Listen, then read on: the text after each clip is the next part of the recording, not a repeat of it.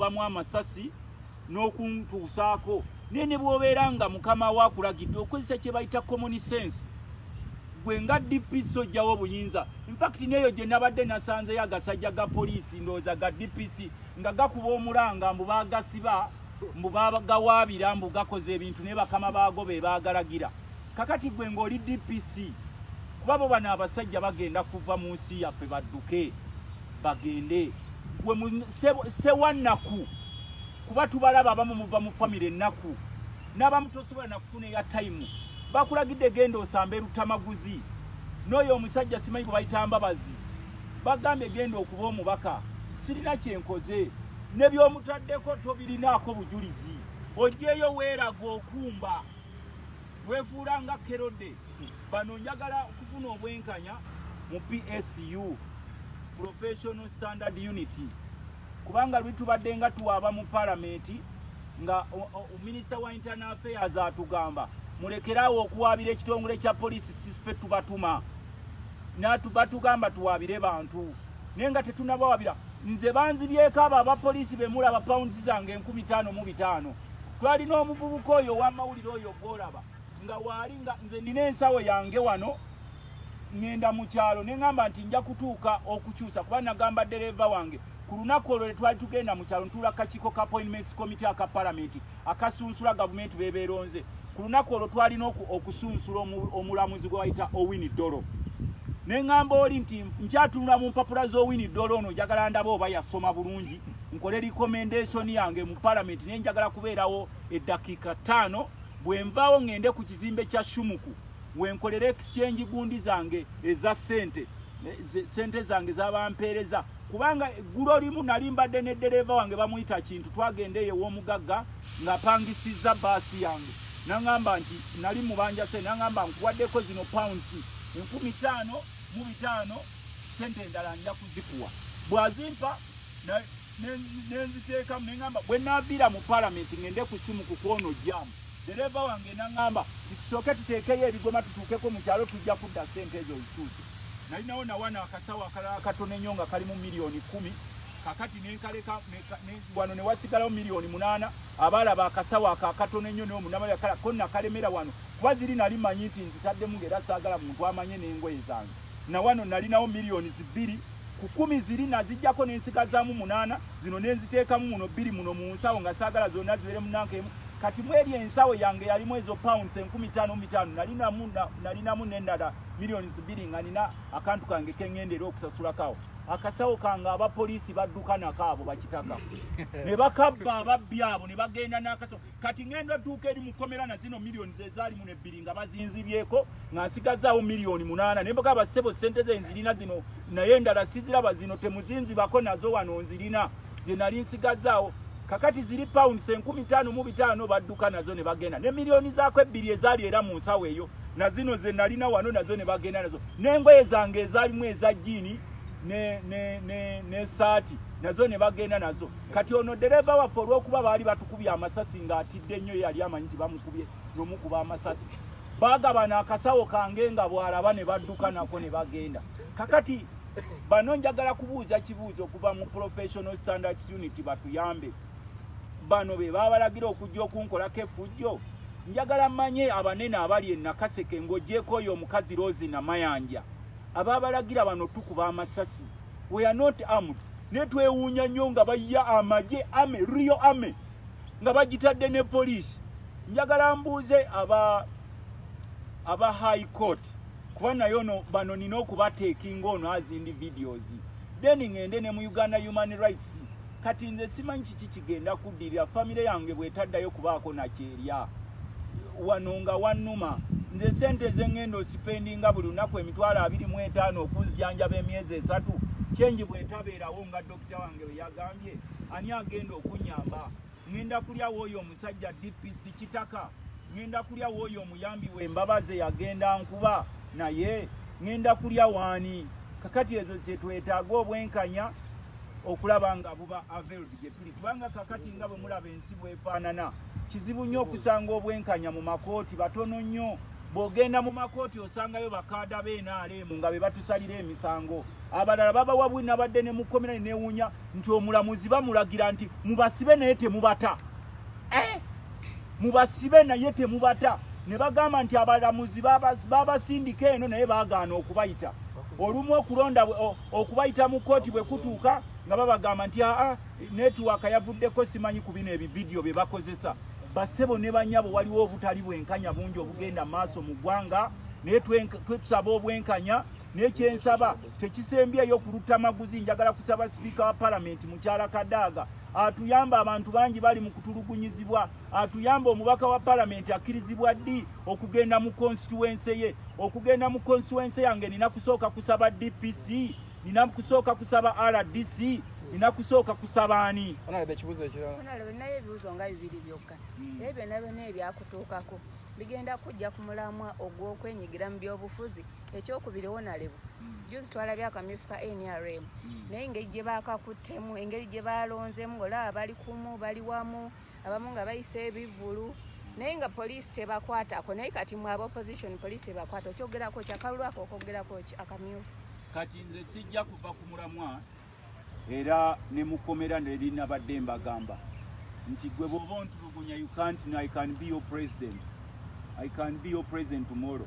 Naye kineewunyisa ku basajja bano ndaba batulugunya bannansi baabaana baabwe bagenda batwalawa tulaba begabenyezza ettaka eyo ewaffe yonna n'ebitundu by'eggwanga batandise n'okukolayo ebyalo byabwe abaana b'abasajja bano namwana abasajja abatutta abatutulugunya abatutadde mu genocide bagenda kulagawa tetugenda kuva ku mulamwa kubanga nze nagambye n'omusajja omu ne bw'oba onzise just believe it nti omwoyo gwange gujja sigala mu struggle oba omuzimu gwange kubanga bw'otunuulira ebikolwa bino byonna bye bagenda bakola ku bannansi mwami Museveni nze kisinga okuneewunyisa yalwanira waffe naye kati abantu bazuukusa amaaso nga badde bataddeko akatamba ti omuntu asobola n'okujja n'akuteekako ebijweteke bano batemu nnyo n'okusinga obote omusajja n'akuba omubaka wa palamenti amasasi atalina yadde kajambiya mu ngalo naye kino era kigende eri ba freedom fighters bonna nti mu struggle mubeeramu bye tuyita sacrificial lambs. I don't care kati ne bwontwala mu kooti n'oŋŋamba nti tukusalidde genda ofe sikyatya kuba nkimanyi you people, you the judges, you are part of Museveni, you are working for Museveni and his regime. Ne bwontwala mu kkomera lya poliisi n'onkuba gwe wa poliisi n'onzijamu amanyo nkumanya okolera Museveni, you are no longer working for Uganda. You judges, you are no longer working for Uganda. You are working for Museveni and his government, not for Ugandans. You policemen, you are not working for Ugandans, you are working for Museveni and his regime. And the rest, kakati ne bwonkwata oba ontemyeko mikono ngono omusajja yabadde ansiko obusajja ne bwe yali bukutuddeko okuba bunnuma nnyo simanyi oba nabwo bunaafuna obwenkanya obunaafuna kwegamba obulwadde kubanga omusajja kutte naye ng'asika busajja n'omubuuza wakiri singa abadde asika ssente n'aligambye nti atwala se n'omubuuza ekiki ekikuzikiza obusajja bwange naye nga bw'agenda asika none yansambye muno kubanga all they want is to kill us. You have known that. Era ne bwontwala mu kooti abalamuzi ne babateeka ku tensoni nga babakubira amasimu musibe kati osanga omulamuzi nga tasobola kuyimirirawo beba abaana abajjudde mu makooti gaffe ag'eggwanga. It may not end with Lutamaguzi.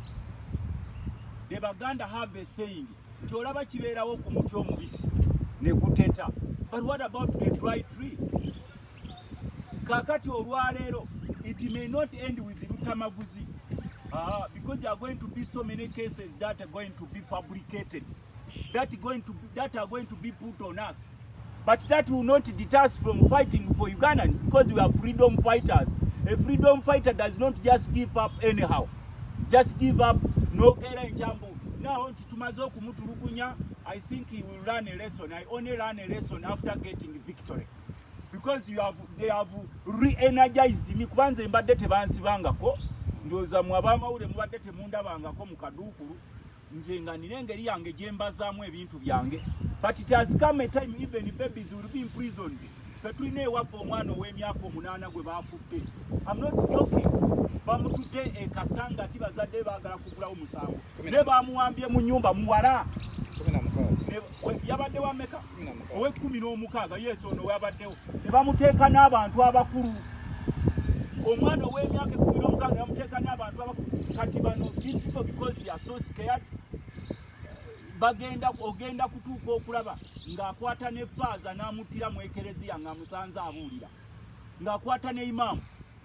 Kubanga nze nkimanyi, sometime back it started with the Muslims. They were brutalizing Muslims everywhere they could go. Younger Muslims, you could find many of them incarcerated in several prisons. But no one could dare ask, why are you torturing younger Muslims? Today it has come to politicians, because you are a Catholic. Nenze navayo neddoboozi lyange okulaba nti bayamba. Kati olwaleero ne bw'obeera N.U.P bakugamba, we are working on orders from above. And we ask them who's above. They tell us above is Mr. Museveni and his regime. Kati babasazeewo okususpendinga amateeka, because now the rule of law has been suspended. You can no longer get justice given in court of law. Someone giving you bail can ask to pass away to a phone call from above. No sange emisango abaana bonna be basimidde mu makomera, 99% of those cases are bailable. No sango omusajja nasanzeyo gurupu yabuka baleese kuba basanze boogerera ku masimu nga masiki eri wano wansi wa Kalevu. Buses and buses, you people, you are joking. Ng'abavubuka babakutte abatendo younger men nti babasanze boogera mbunaye nga masiki sisimwe boogera nga bazitadde wansi wa Kalevu ne babagamba the judges have said you should go and sleep there at least 6 months before you come back. 6 months you imprison someone who's kid, someone who's son. No muteeke eyo nga muli eno n'abamwe muli ku bread and butter because you are working for a junta. There will come a time when justice will come. Of course, justice cannot come just on a silver platter. We have to fight for it. What we are going through is a process of getting what we want. But of course, tetugenda kuddawo twebake. Nze kati nze nabadde sisuubira nti bananteekako omusango nti nze ndi kuluutingira Kyagulanyi bantu. Nze ne Kyagulanyi bw'abadde siyogerangako na ku baveterani beewaffe ne tumukunde. But someone can just fabricate a statement against you and they put you in prison. When you try to get justice, you can't get it because people are working on orders from above. So kati kyoyogerako kino eky'obumyufu bw'NRM nayo bayogedde bwe babalabye. Agabbi nagalabye nga geegwaŋŋana mu bulago. Agabbi ne geefumita ng'eribbi erimu litaddewo ennamba ezitaliyo waffe Nakaseke waliwo eribbi kukamba kan specifying ne keesi we yabadde bayitayo Essekanyonyi. Eribbi lyatuuse kuba abantu baaganye okulonda. Abantu bagambye kiki ekitutwala mu kulonda kwa Agabbi. Are we just find these thieves to stay in power or we are just rewarding them? Ewaffe Essekanyonyi Nakaseke wabaddeyo okulonda ku NRM abantu ne bagaana ne wabeerawo abantu 3. Omufere omu owa NRM yeesimbyewo n'ajja naawe abantu 3 abo emitwalo 3 n'abagamba nti bamuwandiikireko wano abantu 160. Kumbe ono omulala ye babadde ku kasente tebamuwaddeeko ne bawandiikako 160 naye nga baliwo abantu bameka? Baliwo abantu 3. Kati ne bagamba nti ffe katweteereko omukono nti wano wabaddewo okulonda abantu 160. N'agabbi agalala gonna nga gagenda geekuna. Naye kyasinze okunsanyusa nti ababaka abeewaffe abava Nakaseke ne Luweero, naddala abava Luweero obwedda bakaaba ne bagamba nalabye ono simanyi inginiya Nakate yabadde wuma N.U.P. N'agamba nti bukyazaaliwo emyaka gy'alina talabanga bubbi nga buli mu kibiina ky'NRM. Ne ngamba nti nali sikimanyi nti nno nabano abasaavinga Agabbi nabo batandika okukaaba. Sembata n'akuba omulanga n'azirize yeeziribanga ku ttaka. Agabbi ganzibye nti gakubbye gatya nti gaataddewo lijesiti ezaago nga geewa ne maka n'ebyandaala. Ndowooza abo bonna mubadde mubamanyi muli babaka. Kakati Agabbi agalala nalabyeyo Agabbi agali mu NRM agalala nga geeyuzizza amasaati. Negamba nti olaba Agabbi gatuuka okweyuza amasaati mu kalulu kaago ne bwe ganaatuuka ku kalulu kano akaffe tegajje na mafumu. Kati ne ndaba n'eribbye eddala eringa likangazza ligamba nti oyo yali wangudde ne bw'anaalaga tagenda kulisukka mu physical fighting. So n'olwekyo ekyo ekyabadde mu kamyufu k'NRM si kipya, mwabadde mulaba processions bazikola neffe tebatukkiriza zikola, era naffe tetusuubira kuba bokutulaga mazima, kubanga tumanyi nti Mwami Museveni bwe yajja tabeerangako na mazima n'abamusaavinga. Neffe abamu ku ffe twasanyuse nnyo, twalabye agabbi agali mu age limit, agawagiranga age limit nga gajja gagira muzeeyi abeewo nga gali eri gasiita ebigere nti tetulabanga bubbi buli eno ne tubagamba nti no, because the Bible says they shall sow, they shall reap what they sow. Kati saagala kuwulira oba mubaka palamenti nga Simeewo lino essajja, waliwo essajja eribeera mu palamenti eryekalakaasa ennyo n'emmundu eyo ku faamu lyalyo ery'obusiriri lirukuutana, baali tutte mu kkomera nga likaaba banzibye ate ne banziba ne mu kkomera. Tetwagala kubanga agabbi ago agali mu NRM gegasibyeko eggwanga okubeerawo, era ye mistake n'emu abamu babadde nga proud nti kakati ffe twayamba Museveni okukuutiza ssemateeka okwebeezaawo mu ggwanga. You can't say that. Ng'ensi ogiraba abasajja bagituttemu buli kimu, buli kyabugagga bakitaddemu oluseke. By the way, kambabuulireko ettaka lye pulizoni y'Ekitalya gye nabadde eryali limu kulisinga obunene, abakulu bagenda ne baligabana.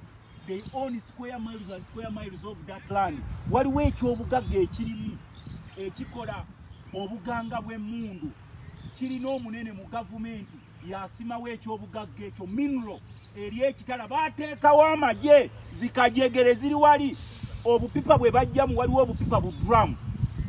Ekyo mineral eriwo ebeeranga liquid, naye ng'ezitowa nnyo, buli kaloole kateekako bu drum nga 6 ne katwala, naye nga mineral ezo zaali za gavumenti ku ttaka ly'Ekitali. Omunene omu n'ateekayo amagye bazi extractinga bazireeta azitunda zikolebwamu obuganga, n'abalala beegabanya ku ttaka ero. Kakati gwe bw'ombuulira nti simanyi mbuwalabye ab'NRM nga beekuba, it is going to be bloody. It is going to be bloody continuously. Nenze of course kye nategeddeko, nasoose kulaba bannaabwe kye nategeddeko nti bagenze okugenda mu geemu yaabwe nga bagimanyi, nga bwe mubeera nti abatujju balinayo maaki yaabwe. Omutujju bw'abeera ne maaki ye ey'omupiira, tomusuubira nti no tajja kusanga omupiira guno ng'ogwaba Messi.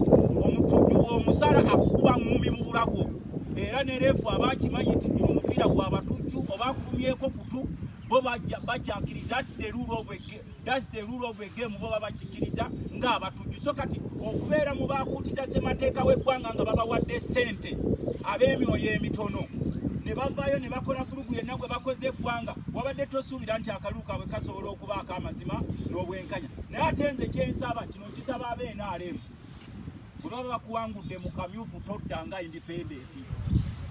Nze nakkiriza nti mwe mwakkiriza nti mwe mweteeka muli mu kibiina kyammwe ekyababbi abakaabye eggwanga babakubbye, toddanga independent, tuula wansi.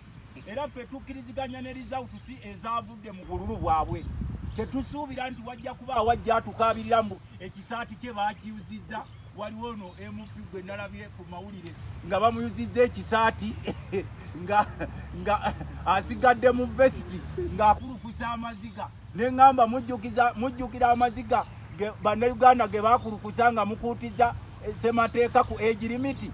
Naye ate kye mwatukozeeko obubi mwababadde balwana, sinawulirawo nti waliwo be baatutte mu kkomera ng'oggyeko lino essajja ery'obusiriri eritambula n'emmundu eryekalakaasa lyenawulidde mbu lyakubye omuntu ekyasi lyakubye omuntu ekyasi, naye sinawulirako balala bonna be baatutte mu makomera. Bwe tuba tukkiriziganya nti omuntu bw'akola effujjo bamutwala mu kkomera, lwaki abo bonna temubatwala mu makomera?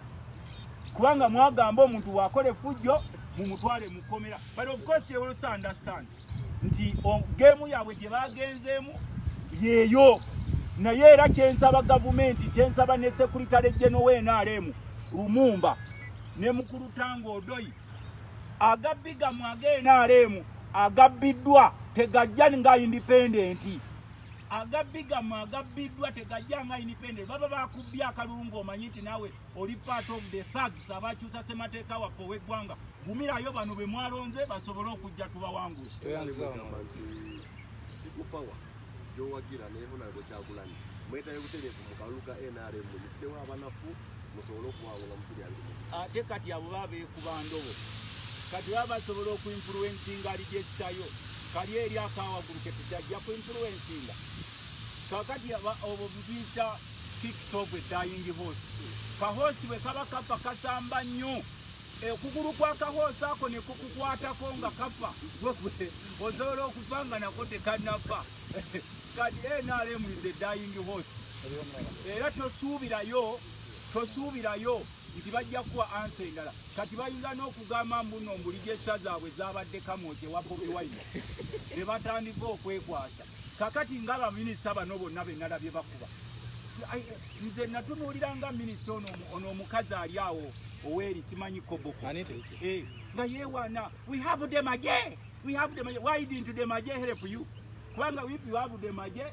you believe nti maje will help you naye ennaku ezo neraba bamuwanise ku ssebo ku kitebe waggulu nga bamutwala nga abatwala kabaka bamwetoolooza ekibuga neŋŋamba nti abaali bamuwanise ku kitebe waggulu bali luddawa kumbe baali bamusunga nti gwe ketunakukkatawo wansi tojja kukimanyi aleese kyambyulensi nalabya akitaddeko foseero nga bamukubya akalulu mugenda kulaba NRM ababadde bazimbe nayikondo babawa akalulu ng'ebyuma zaabijjeewo ebya nayikondo agenze nabyo n'abalala mugenda kulaba obugundi bungi nnyo obusolosolo bwe balaga mukola yaabwe naye ng'ekigendererwa they don't come to serve Ugandans kati eyo pain gye bayitamu ffe ng'aba people power ffe ng'aba DP ffe ng'aba opposition of course tugisuubira era tetusuubira ssajja lye NRM kutukaabirira bw'osanga essajja eryekaabya nti banzibye abantu b'omukyalo mulitwale entyagi kubanga ago ge gabeezeddaawo abasajja abakaabya eggwanga laffe kati abo mubasuubire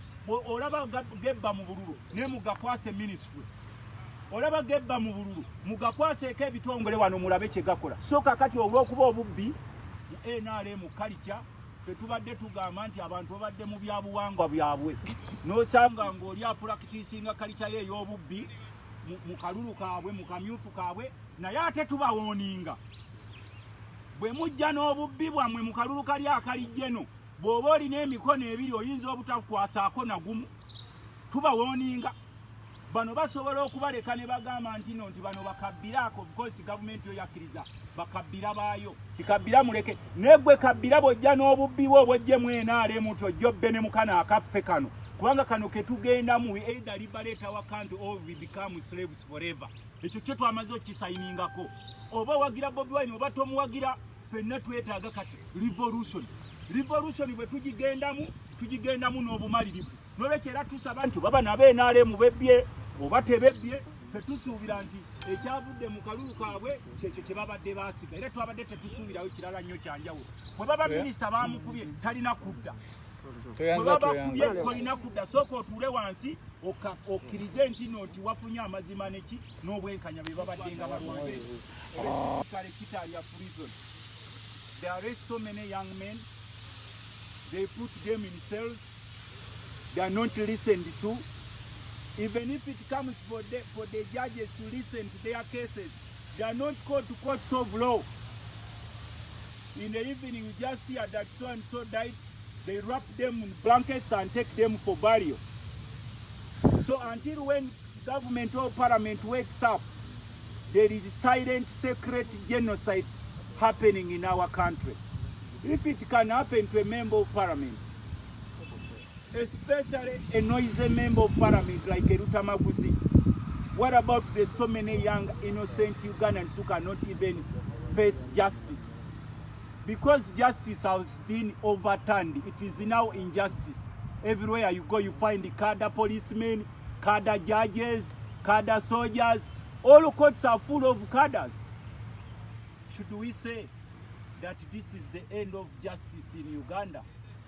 That the jungle rule is in operation today? They have fabricated so many cases, especially on too many younger Ugandans between the ages of 17 to 30. I found so many young men who have been imprisoned just because they found them with the people power t-shirts, people power beret, people power gowns, etc. But then the courts don't call them. All they do is just to imprison them. But no one wants to listen to them. If time comes for them to be listened to, there comes excuses that the network is not on. Yet these people are suffering. They left their families unattended to. So of course I know that justice has to be fought for.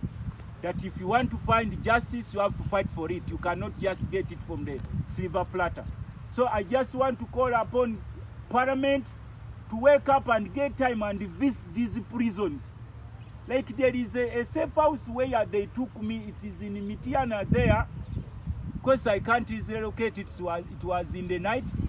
But there are so many things which are being done there. We should know that as much as so many Ugandans are very silent of what is happening, if it ends with such a people, next will be you.